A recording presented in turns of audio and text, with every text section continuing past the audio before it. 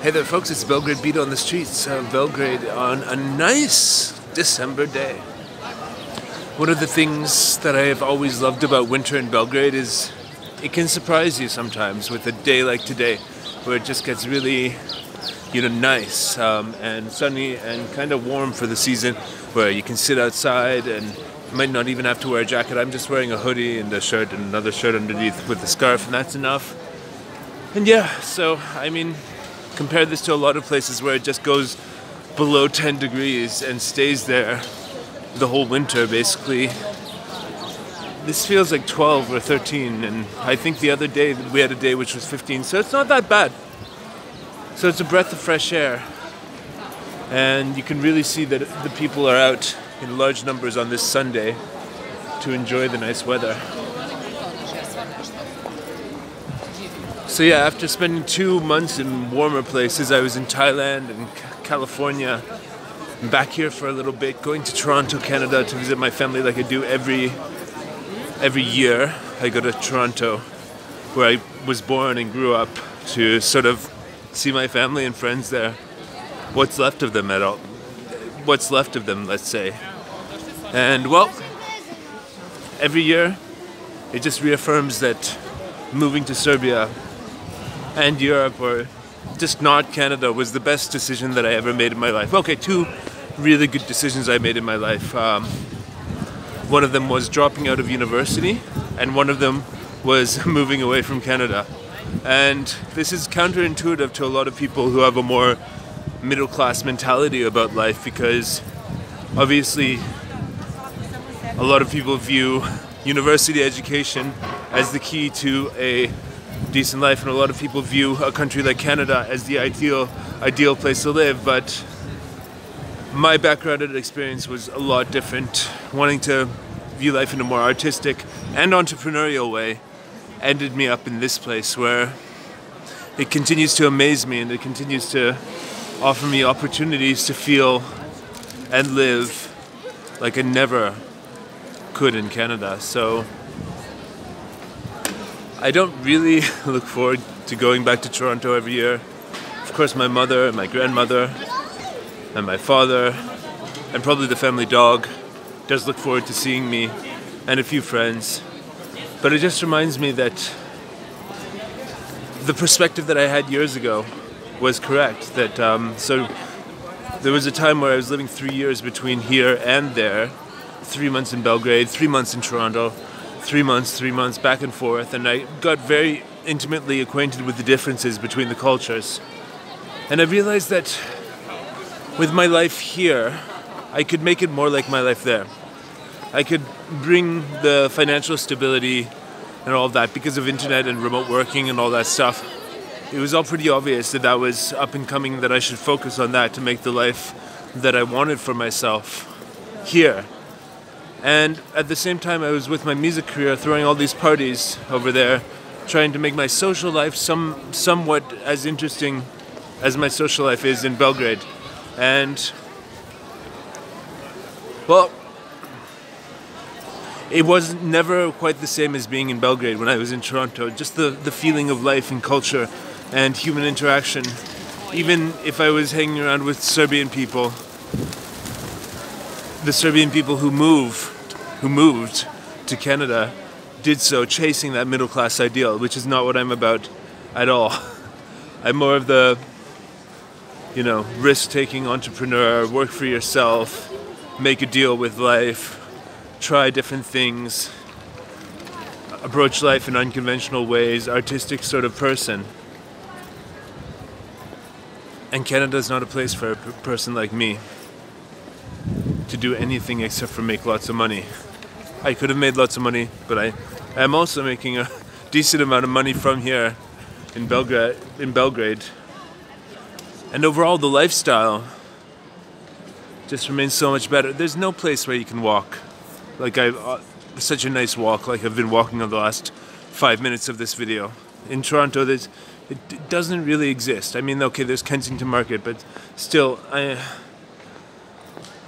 I'm always just in awe of the livability of this city, this Belgrade. And I think that it's something that a lot of people feel when they visit here. And when I tell them my reasons for living here, they get it. And I think we've come a long way in the last 5 or 7 years in making the city better. And Serbian people seem to be enjoying it more. And as the traumatic history of the 90s and whatever fades more and more into the past, I feel that this city is more and more ready for the future. Now, I say this with my tech industry bubble, which basically means that my whole career can be undertaken from my laptop and money just arrives in my bank account. I don't have to actually go anywhere or deal with people here. Yes, the local economy still does suck, but you know, it's, for me, at least there is a way out, and I found it. And there's a way to make your life here great, and I found it. And I help other people find it. And yeah, people here are chronic complainers about everything in their life. And you know, some industries and the business community in general doesn't function as well as in a lot of other countries. But what's the solution? Is it to go to another country? Maybe. But what you're seeing in countries like Poland is a lot of them went to live in England when the European Union allowed them to do so. And they're coming back to Poland and making their country a better place now. So I hope some Serbian people out there are watching this think that maybe it's time to come back to Belgrade and make Serbia a better place, make the Balkans a better place. Because, let's face it, folks, a lot of people love this place and a lot of people wish it was better economically. And we need people to come and do this. People who have a vision. And if you're sitting around all your life in Belgrade talking with your friends about how life here sucks, you don't have much of a vision for how to make it better. So, yeah. What's your vision for how to make this better? What's your vision for Serbia in the 20s of the 21st century? I mean, there must be a way. And is it going to get better or is it going to get worse? Is it a shitty place to live or is it a great place to live? You just have to always make your own bubble, make your own style, make your own business, make your own circle of friends, make your own vision and values. And if you do that, you will surround yourself with people who resonate with that. So I don't want to get too philosophical or spiritual or, you know, whatever you want to call it, but the only thing I don't like about my life here, well, there's a few things, but essentially the winter. I mean, if this was as cold as it ever got, I would stay here all the time. But it can be bleak, and there's a whole other world out there that I've started exploring. You know, Thailand is a country that just I love, but I know that I could never find what I found here in a country like that. Never, ever. Because what I found here in this country, in this Serbia, is what I always wanted my life in Canada to be. And the longing that I found some sort of thing that was in my genetics, in my history. We're from Central Europe and very close to here, and it's just this longing for this type of existence in a nice, livable, urban European capital like my grandparents came from in Bratislava. And I found it. Will I continue to live here forever? I have no idea where life is going to take me next, honestly. Things have been getting like really good and better this year. Like, I mean, the options that I have now are way more open. But still, just those simple things in life that you can appreciate. Like walking down Knez Mihailova on a sunny, rather warm December day.